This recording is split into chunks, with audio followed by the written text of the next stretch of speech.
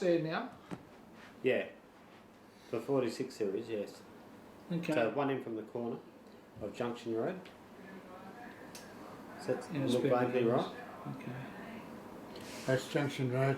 Junction Road there. Put There's it a that house on way. the corner. Put it that way. Vertical onto Central Road. Okay. Junction Road.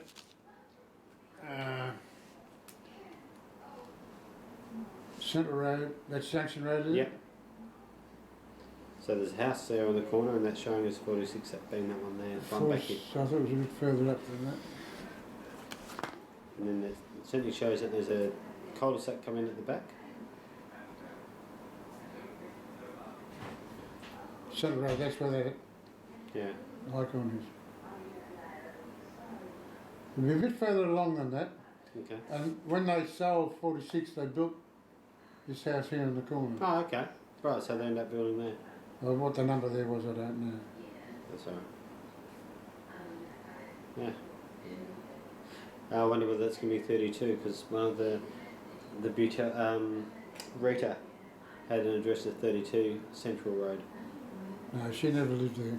Okay. If you go to the top of Central Road, if you can, Yeah. that was the View house there, Okay. on the corner of Central Road and Okay. Gardenia Street. Right, yeah. There. But that's long gone. It's long gone now. Okay. No, hang on, let's just go back up there. No, Which one? This one? that's about it. No. Right. I don't know whether we can see the stormwater canal there or not. Hmm. 1, 2, 3, 4. Central. That's it there, I think. Okay, that one there you reckon. Okay. But they changed around a bit and they put a Yeah. street in. I put in this one, 46 Central Road, Street View. Yep. So that's, I don't know what that is, so I've got to... So that looks like that's the junction there. Correct? That's Junction Road? Yeah, right. Oh. I never seen a roundabout there before, but it could be. So I've got to somehow turn around. I'm going to go back out and do it again. It's easy. I find it easier on a 46 Central Road. 46 Central Road.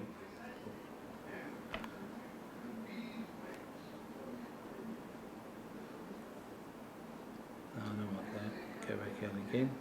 I want an image. There, Street View. That's not it. That's definitely not it. Yeah, so. They could have been demolished. So behind us is the what's the name? So if I'm at Junction Road, is it on the left or the right? Central Road started at Stony Creek Road. You go down the street. Where's Junction Road? You cross over Junction Road. Yep. And then half a dozen houses up, you get to Central 46. Try to look at this way. It was on the left-hand side going down. And they built one on the corner of Junction Road. So And I they think sold Junction 46. Road's down there. Used to be a dairy there actually, and Okay. around in the late 40s, the health department were getting rid of the dairy with cows, Yeah. and they were getting rid of the cows. So old Tim will come to old Pop Kerr, that's it. No, it's not. No. Okay, the next one. See the car they're using it? You see the shadow? It's the little van with the thing on the roof, and the camera looks the whole. It's somewhere there for sure. Okay, let's have a look here.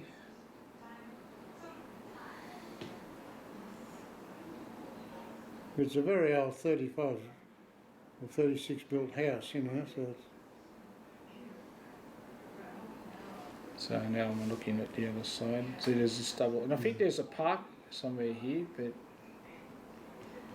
I'll get a photograph the next couple of days and Yeah, okay. I'll send it to you, mate. no worries.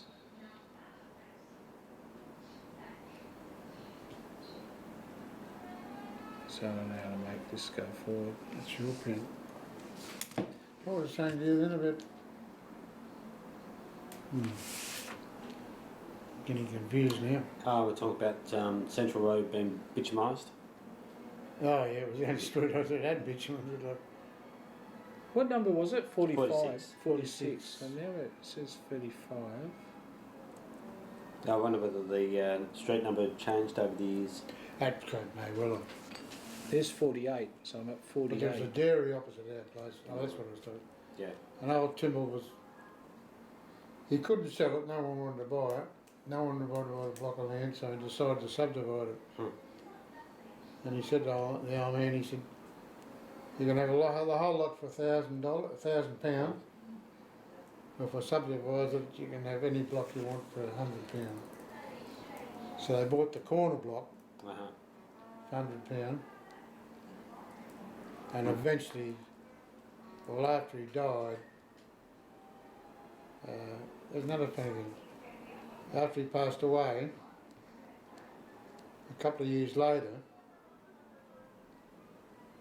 a solicitor, our family solicitor at the time, rang up Mum and said, I want to see you, Mrs. Kerr, if you can come in and bring one of your sons with you, blah, blah, blah. Mum bought bought a house at Carlton, in about 1929 or 28. Okay.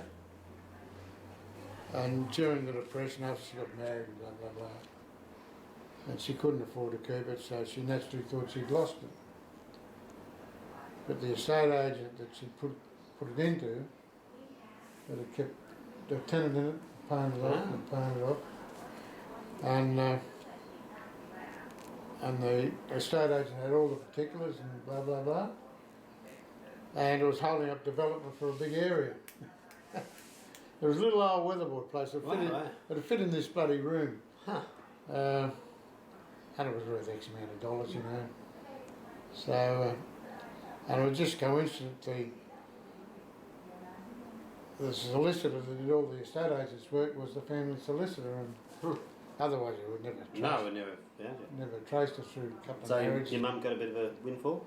Yeah, it was, I forget what it was, probably 10 grand or 15 grand or something, you know. Better than losing. So I got the pension people out, and they explained what to do and what not to do and blah, blah, blah. So she got a new house built and sold 46. Yeah. But Patrick had already passed away at that time? Oh, he passed away, yeah, probably 10 years earlier. Yeah. Alright, so that double-storey house is 39. That double-storey house, so it's on this. So it's on the other side of the road anyway. So it's on the same side. No, it's on the opposite side. 46. Oh, 46 is 50. So it says 50. So how long is that?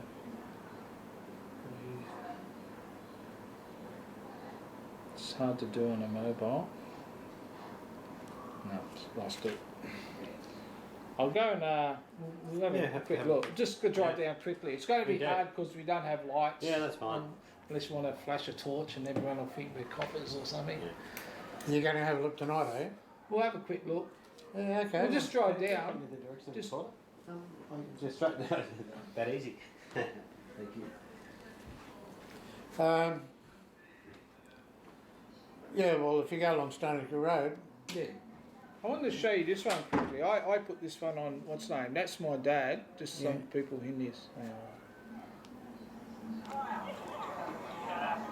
So there's Dick in the back, behind Dad. That's my dad. It's very shaky, that's why it's better on a big TV. There's George. That's Dennis. Yeah. That's Dennis. Yeah. Where was this at? This is George's 70th at Gatamata Bay. So who's that there? Oh. It's too jumpy. There.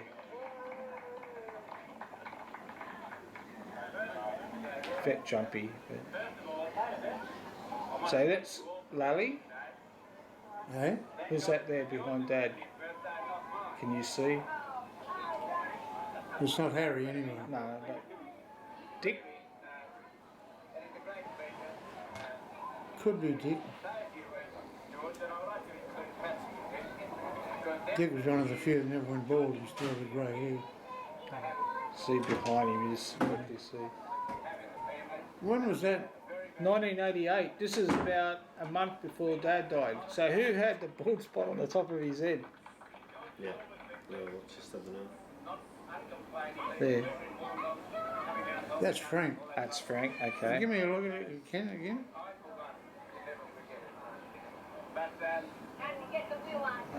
It's better on the TV than this. This That's is Patsy. Yeah, Patsy. Was this a daytime job? Yeah. Yeah, I didn't go to that. Harry organised that, didn't he? Well, Barry. Oh, that was Harry Kerr.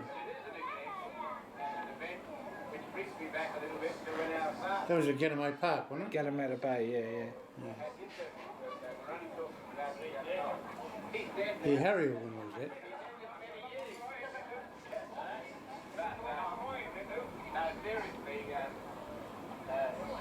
That's Frank. All right, that's Frank. He lost a bit of bloody weight there, though. That was the closest bloke to Aubrey in looks.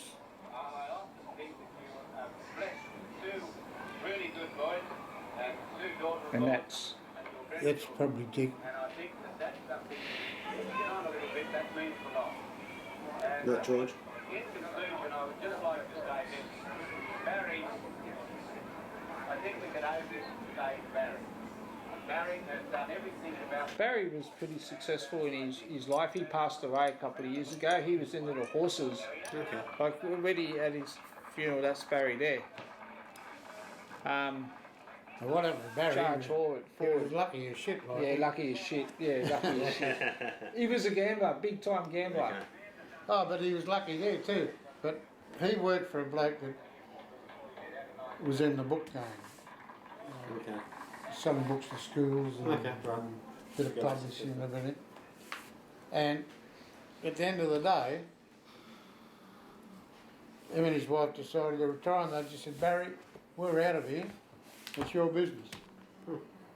Good. And then he got his brother in with him, and they carried it on. They cut out the publishing and just did They dealt directly with the schools. the schools and all that, you know. He, And Dennis was a plumber. yes. He served his time as a plumber, and then Barry just come into the business and yeah. Barry, he got into horses, and he bought a horse that won the big horse races in New South Wales or in Australia. It's the Golden Slipper. Again, he was lucky as shit there. He formed a partnership with a publican at the. Sounds like a good Kerr connection. Anyway, they bought a share in this horse, unraced. There's a yearling or something, you know. And it turned out the horse was named Sir Dacre. Okay. It was one of the best. And they backed it at 40 to 1 before it even. They backed it in the Golden Slipper at 40 to 1 before it even been on a racetrack, and it won. And but no doubt Barry gave it all back to. Yeah, indeed. He was a mad punt. Funny Mad how that punter. happens, isn't it? And then him and the publican fell out. No, there's three of them. The publican, Barry, and somebody else. Anyway, the publican ended up buying them out. Charge forward, the fastest colt in Golden Slipper history. That's the horse that came second in the Golden Slipper, and it came second, but it's the fastest colt. Wow. Still. Who and what was that? The Golden Slipper. That was the horse he had, Charge Forward. Oh, that was the last. Yeah, that was the latter one he had. Yeah. See, I'm talking about Sir Dacre. That was a champion.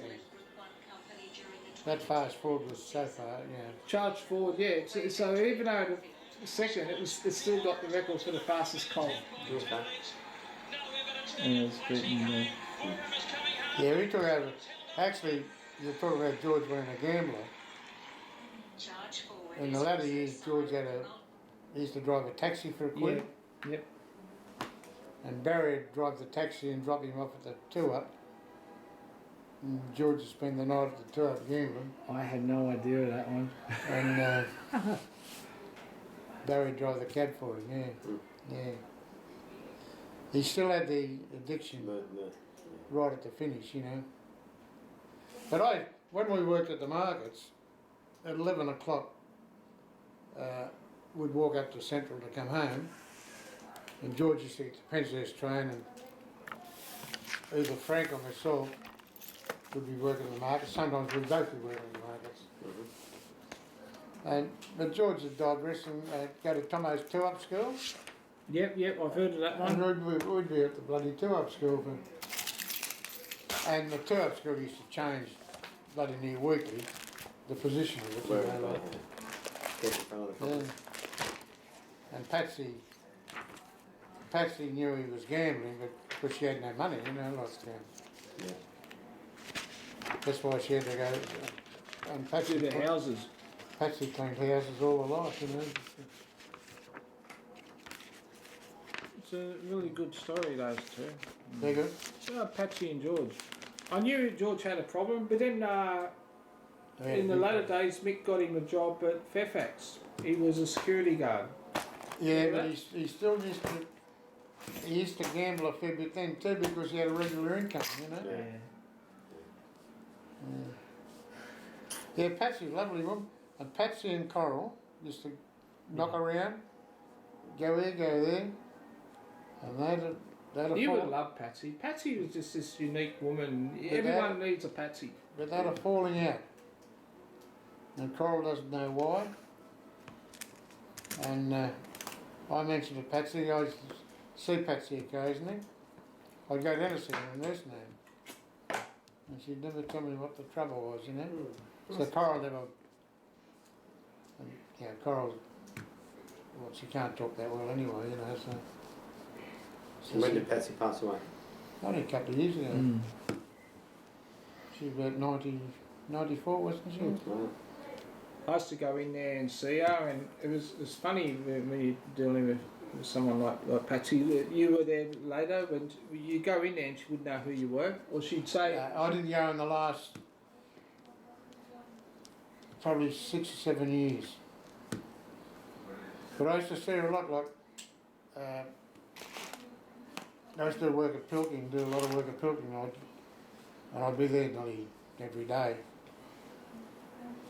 And I'd go up and see her at lunchtime. She broke a leg or some bloody thing. But that was before she went in the nursing home. Actually, Coral and herself would go down, we'd take her out. So I don't, and Coral doesn't, she doesn't know what What the problem was. and When I grew up, it what was I a shame found out because I used to get on so well. about my dad, he's the only bloke I know. He didn't go broke once. He went broke twice. And so, when I was a kid and I knew nothing about life and all that, he gave the church, because he was heavily involved in the Catholic Church. It's amazing. I don't know why he didn't become a priest, really. I really don't know. Like, John and I, before you came, we were talking about my dad's funeral. I went to his funeral, my eyes nearly popped out of my head. There was so many priests, monsignors, bishops and God's transport. It's amazing. We even talk about this day. They gave eulogies and all that. Didn't know who the hell these people were. I said to Carl, I said, these bastards don't know who they're burying. Like, But, wrong church. But yeah, so, and then the church gave us this woolly dump down at Wollongong, Queen's Parade. You've been there? no. It was a dump. It was a dump. And Patsy and Betty, one of my Aunt Betty's, and even Mary Campbell from New Zealand, they used to often come down, they'd clean it up, then they'd go and it'd be messy again. So obviously my mum and dad, I don't know why they were married, but my dad was just a terrible businessman. So, you know, it's like, that's where Patsy obviously felt sorry for us poor kids, and that's when Margaret was saying, yeah, there's a lot of story that you don't know. She must Who's have, Margaret? Bouquet or Margaret O'Neill. the one we're Oh, talking yeah, about. yeah. And She'd be a very old lady now. yeah, huh? yeah. But she said we'll go for coffee and I'll talk to you. But When your parents got married, your father had a house in Penshurst. A lovely house. And Corin herself went up to look after it while they went away on their honeymoon and whatnot. God almighty, ask Corin. It was a mess. Oh, it was a bit of a mess, but there was animals everywhere. There was pigeons and bloody... you open up the window and there'd be a bloody glare looking at you. See, there is a little thing. So my family was a little bit dysfunctional. I'm pretty sure of that, and I know where I come from, and that's the way it is. Yeah, It's that's just- right. but I think people like Patsy felt sorry for us, and even though it was a big family that we've got, which is 15 all up, and all my cousins and that loved Patsy. They wanted to be with her all the time. She held the whole family together. She probably held many other families together. She was that type of woman, you know. My brother had a falling out with my dad when I can always remember this day because he ended up living at Patsy's about 2 or 3 years and got the job at Fairfax, and he stayed there for 45 years or whatever. But I remember we went to these Catholic schools and he went to a parent-teacher night, and I remember my brother and we slept in the same room, we were asleep, and he come home and he was in a rage, and my brother was asleep, and he came in and he beat the crap out of him big time, and then he ran off. Didn't see him for 2 years. He went straight to Patsy's because my dad used to drive us to the station at Wollongong, and he used to go to Bellambi where the school was. For the past 2 weeks, he'd been ragging. So the brothers or priests said, "Oh, haven't seen Michael for a while. Has he been crook?" So he come home and he was in a rage. So And what had Michael been doing? Just skylarking? well, yeah, he was in. This is when he was in year 11. So what's that? 17. Yeah, so, 16. Yeah.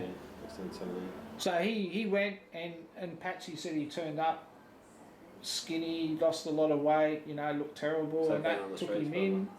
They didn't tell my dad where he was, but my dad did know where he was, but said nothing, and he knew he was safe. So Yeah, she held a whole lot together. Patsy had a lot to do with our family.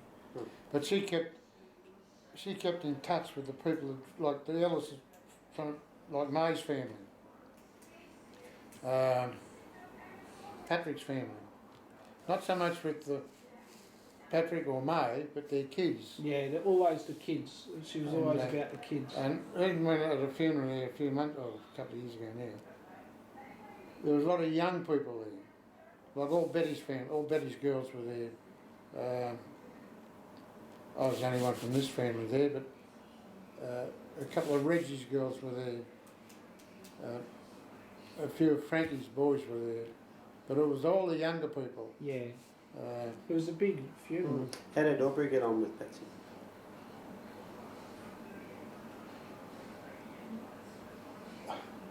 We used to have card nights some nights. Well, quite regular actually. But Patsy was a cheat. No, you got to... Yeah, okay. No, fair enough. That's A lovely bloody woman. Check. But a cheat, you know. I can't remember all being there too much. It was mainly young Frank and myself. Yeah, I don't think all was ever there. I don't think Reggie or... Yeah, I think it was only Frank and myself. And then we used to have card games.